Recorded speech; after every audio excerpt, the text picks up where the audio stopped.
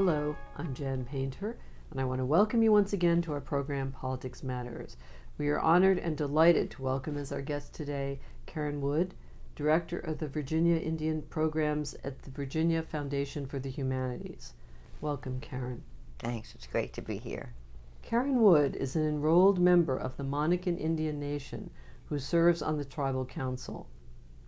She directs Virginia Indian Programs at the Virginia Foundation for the Humanities, holds an MFA in Creative Writing from George Mason University, and is currently a PhD candidate and Ford Fellow in Anthropology at the University of Virginia, where she is working to revitalize indigenous languages and cultural practices. Karenne has previously worked at the National Museum of the American Indian as a researcher, and also at the Association on American Indian Affairs as a specialist in repatriation.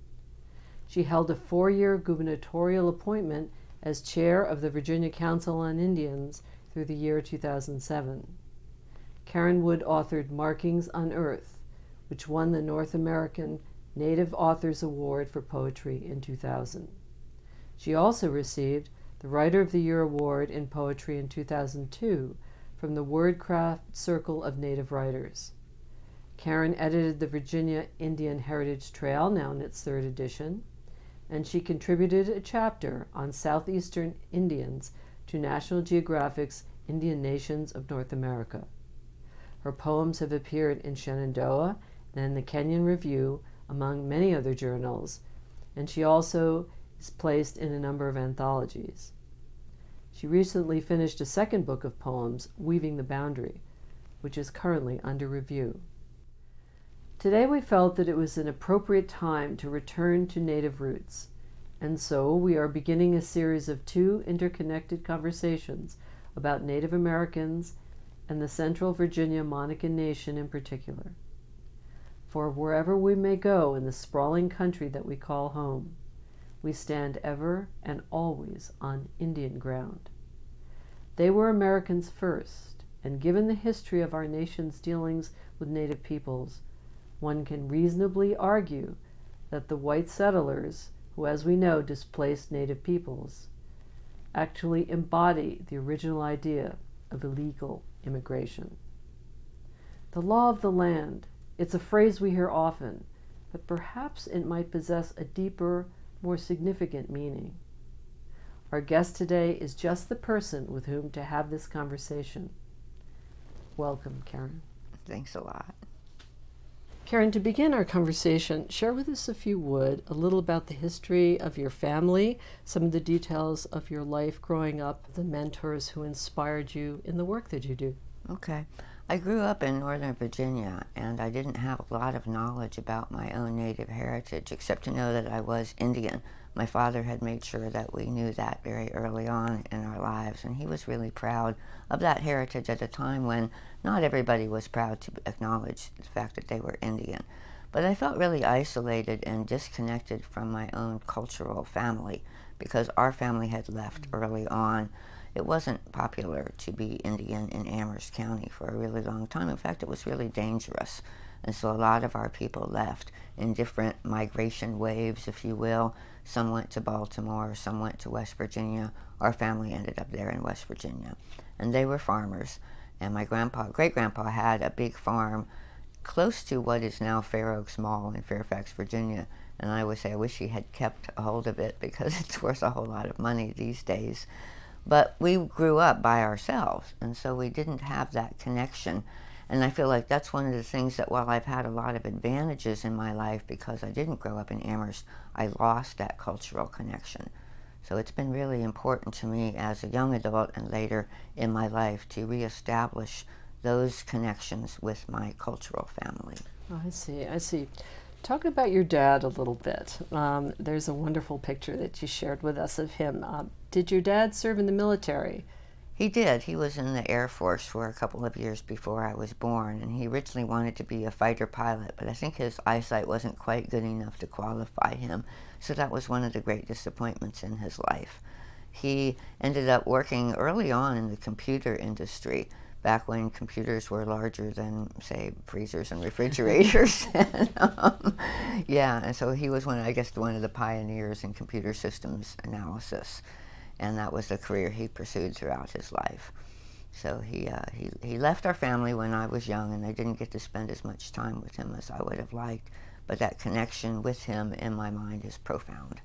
In the Algonquin language, what does the word Monacan mean, Karen? We think it means earth diggers, and our people were agricultural people. I see. But what's interesting is that so many of our tribes today were named by their enemies, because the settlers would come along and be dealing with a certain group of native people and say, well, what do you call those people over there?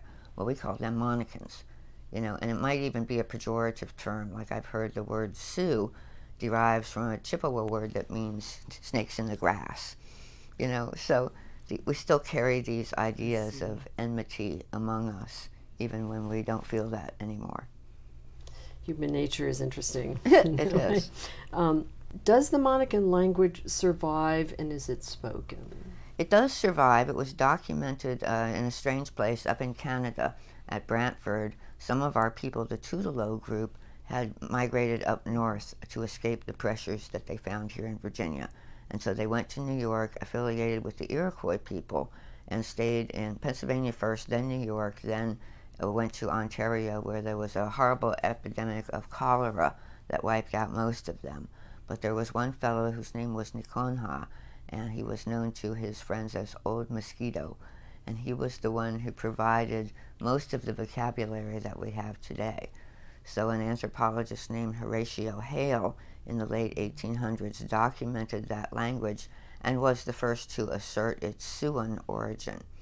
So it wasn't Algonquian, it wasn't Iroquoian like the other languages spoken in Virginia. This was a distinctly different language family, and that's the body of work on which I draw now to reconstruct the language. In earlier history, Karen, what did the typical Monacan familial structure look like?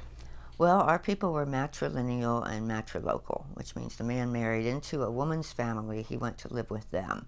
And he didn't necessarily raise his own kids. They were raised by the mother's brother. So the uncle becomes the important figure to the children. That's fascinating. Yeah, and the husband would have a job as the brother of, you know, his sister with her kids. But his job as a provider was to provide, to engage in warfare and that sort of thing. And women had a lot more say in their familial structure than is generally understood, because they were the clan mothers, they were the keepers of the agricultural products, so they controlled the food surplus, and they had a lot of say in decisions about when the nation went to war, as well as domestic matters. Discuss, if you would, the Siouan spiritual belief system. I think people would find that fascinating. Less is known about that, or I guess less is generally understood in the American populace about our belief system, but it centers around the sacredness of women in particular, of people as part of a relational system. So everything is related, everything is part of a web, and your job as a human being is to interact with other beings in a respectful way. So that, for instance, when you take the life of a deer to feed yourself, you understand the animal to be giving itself to you, and it's your job to give back and to treat the spirit of that animal with respect. And so there were many different religious rituals that were all about keeping human beings and the earth in balance with one another. And those were the rituals that we enacted in order to understand ourselves as part of that web. You were never to think of yourself as an individual and to distinguish yourself in that way, which is really different from our culture now. It's completely different. Yeah, it is. What role did the Episcopalian mission school play in the lives of Native peoples in the 1860s, and then moving forward to talk about Monacan life? How did St. Paul's Church play an important role for Natives? Okay, well, initially Native people weren't exposed to Christian religion, and it happened fairly late. You know, a lot of Native people had contact with missionaries very early on, and our people did not. And so it was in the late 1800s that an article appeared in the paper And a woman was saying, it's really surprising that these people have retained any sense of morality because they aren't exposed to Christianity. And wouldn't it be a good idea for there to be some religious services provided to them? So for a while we had some itinerant ministers who would come through and dam up the creek for baptisms and preach to the folks. And then eventually the Episcopal mission was established at St. Paul's. That was in 1908. And a school was set up for the children from the 1st through the 6th grade initially in one room. And the missionaries provided the schooling as well as the church services. And people were very proud to have their own Indian church and provided from their very meager means the ability to erect the church building itself. So that became a place where they were safe. And even though they were exposed to Christian teachings which stressed that they needed to abandon their own spiritual beliefs, at the same time they were provided a place where it was okay to be Indian. I see. So they had have a sense of ownership. Right, right. This is ours. This is our place. Yeah. In connection with education, were Monacans in Amherst County granted the opportunity for an education, and to what age were they allowed to remain in school? Well, that was it. This one-room school up until 1963 was all the education that was available. And a lot of the kids had to work in the fields with their families because they were all very poor. And our people were the apple pickers at the time when the orchards were prevalent in the mountain regions. And so when it was time for apple picking, there was no going to school, for instance. Also, the roads were dirt, and so when the roads were too muddy, the kids didn't get to go to school. So if you were lucky, you got to go to the 6th and then later the 7th grade. But there was no high school available for Virginia Indian students. If they were able to go at all, it was to a federal Indian boarding school in some place like Muskogee, Oklahoma. So the other tribes sent their kids out to that facility, and the child, who was maybe 12 or 13, was thrust into a completely different environment and unable to come back for the entire school year because they couldn't afford to come home for Christmas. So Monacan kids didn't even do that. There was just no high school for them. I was going to ask you, actually, it's great that you brought that up, as the role of the boarding schools and how actually they destroyed a lot of Native confidence and de-emphasized anything to do with Indian peoples, and that was the goal. Right. The federal boarding schools were set up for the purpose of assimilation, and the motto, they say, kill the Indian, save the man. So the idea was, we will take away everything that's cultural about you as an Indian person and remake you in our own image and put you into a service project environment where you're working with white families over the summer and learning how to be of service to them. Yes, it's a very cagey way to have servants. It was. In a sense. It was. Absolutely. And they were punished if they spoke their own language or engaged in any religious traditions while they were at the school. Lots of kids ran away. A number of them died of homesickness and diseases. And it was, generally speaking, a painful experience for them. Some kids have said they enjoyed the boarding I read school. that, yeah. But many of them have said they did not, and they were abused in various ways, and it really undermined the family structure among tribes, particularly out west. Well, it had to be a very lonely experience being divorced from your family in that way. Yeah. What kind of work opportunities were open to Monacan people in Amherst? Well, it was pretty much the apple picking and cutting what they called pulp wood, so wood for paper. And there weren't any what they called public jobs. So you couldn't go to apply for a job. Most of our folks were illiterate up until the school system provided some education for them, but they weren't highly educated people. And so their access to jobs was really limited. I was fascinated, Karen, when I was reading the book Monacan Nations of Virginia, Drums of Life, in which you contributed a chapter along the lines of what we were just discussing. Betty Hamilton Branham talks about the fact that she's never learned to read, and now she's contributed to a book, and she can hold it and look at the pictures, but she can't read what it says, right? Which was very very moving.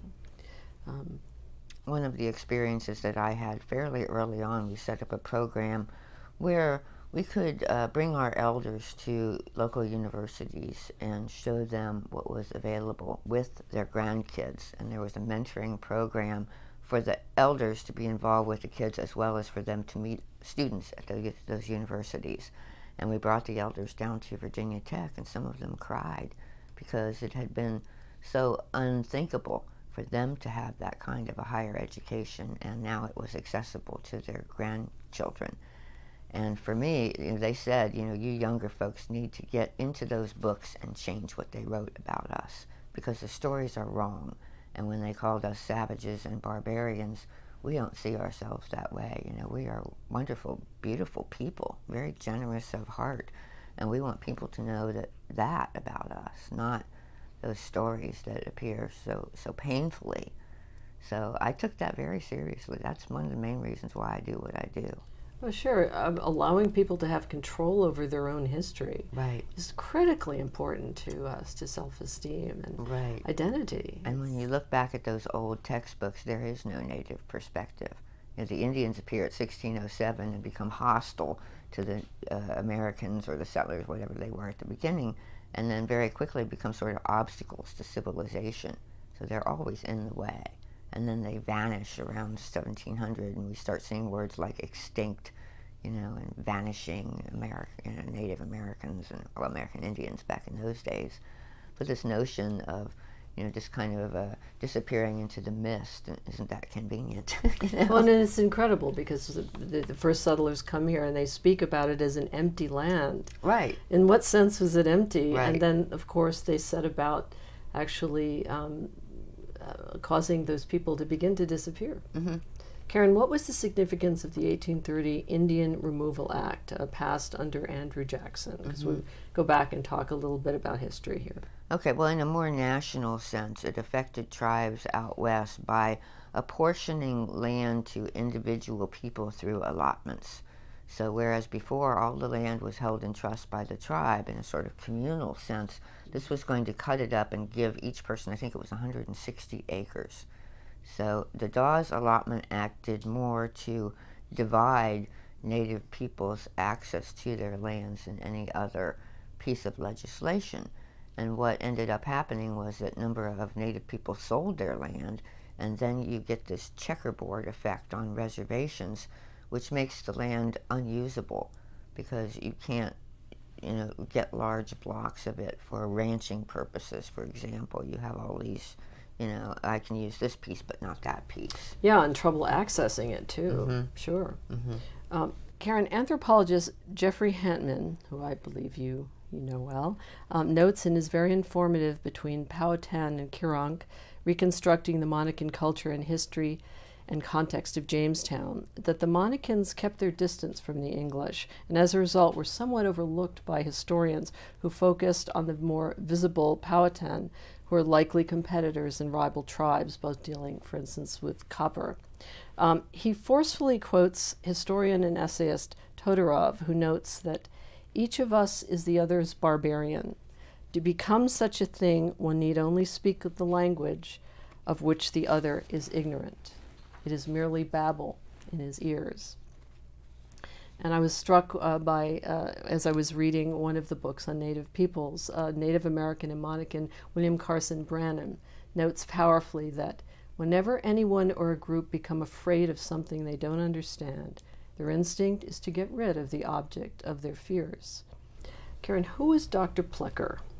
Dr. Plecker, Walter Plecker, was a physician who distinguished himself with rural birthing techniques and working with midwives early in his career, but quickly became enamored of the idea that race mixing was a really bad idea and set himself up as an authority on who was able to marry within the white group and who belonged to the so-called colored category.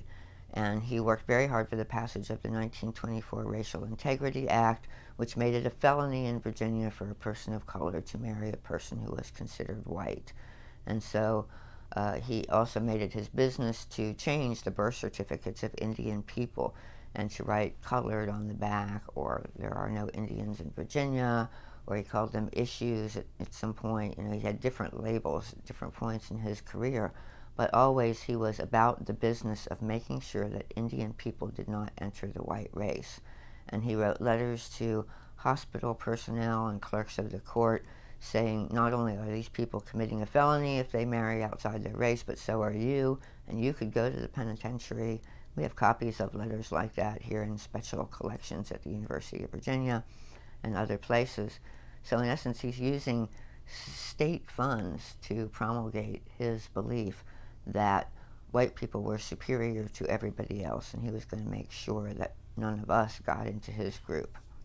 It's interesting, he was there too between 1912 and 1948, so he had a long dictatorial tenure there. He did, and even after he passed, the people who succeeded him were his students and also practiced his beliefs up until 1967 with the passage of Loving versus Virginia. Yeah, that was going to be my next question, if you talk a little bit about the significance of Loving. Sure, that was a Supreme Court case which made it unconstitutional to have laws like the Racial Integrity Act, the miscegenation laws, which were about race mixing. Really what they were trying to do was to create superior groups of human beings by protecting the white race, which they believed to be more intelligent than other people. Karenne, returning to we talked a little bit about issue and the demeaning term that it is, and this leads to what you do, and that is words have power, as we all know, to harm or heal. So discuss, if you would, the power of words and oral tradition as medicine, and also how you envision your role as a Native poet in contemporary American life. Well, Native people have always believed that words are powerful. Stories and songs are the way that we transmitted our cultural values to the next generation. And so I don't want to use the word magical, I want to say they're just powerful. You can call things into being, or you can create negativity, you know, with words and thoughts. You know, I mean, I think we all know that on a superficial level. But our culture today, words are commodified and their communication is cheap. You know, we have the internet and everything's free, and people say things without really thinking about it. Native people didn't do that. You know, they thought about what they were going to say, and they used words judiciously. And I think that has a huge bearing on my work as a poet, you know, because language is powerful, and that's how I want to convey a message to people who read my work, that our value systems are beautiful and important, and the way that we use words matters.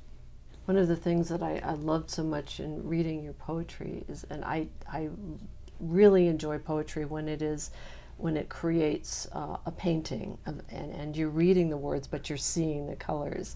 And of course, it makes sense that a Native person would be particularly attuned to how to do that, to be able to paint with words. And you do that so powerfully, and I really commend everyone to read your book. Thank you. We're going to conclude program 1 of our series with Karenne Wood in her own words.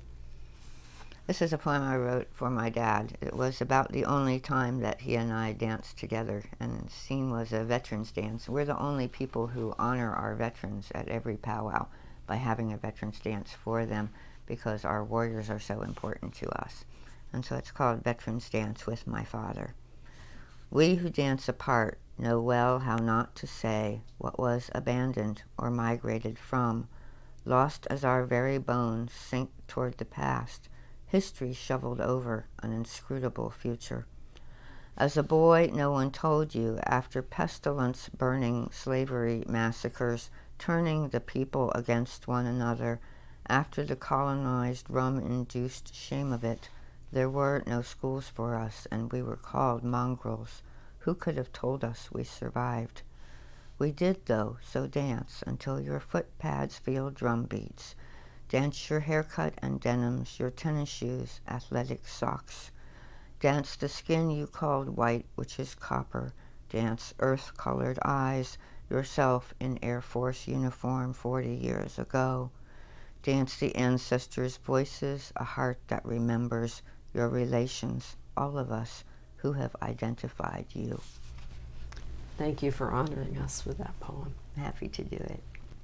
Thank you at home for joining our conversation. If you would like more information concerning the topic under discussion today, we invite you to take a look at our website at politicsmatters.org. We will be posting a number of books, articles, and relevant links on many of the issues under discussion today there for you. You will also find there a complete archive of all prior Politics Matters broadcasts, which you may watch in their entirety at any time. We're in the process of revamping our website and will be posting extended versions of the interviews online as well, and will shortly be adding more content. As always, we're very interested in hearing from you with any ideas, questions, and concerns for future programs. We encourage you to email us at jan@politicsmatters.org. We are on PBS WVPT on the second and last Sunday of every month at 11:30 a.m. Thank you again, and until next we meet, I'm Jan Paynter, and this is Politics Matters.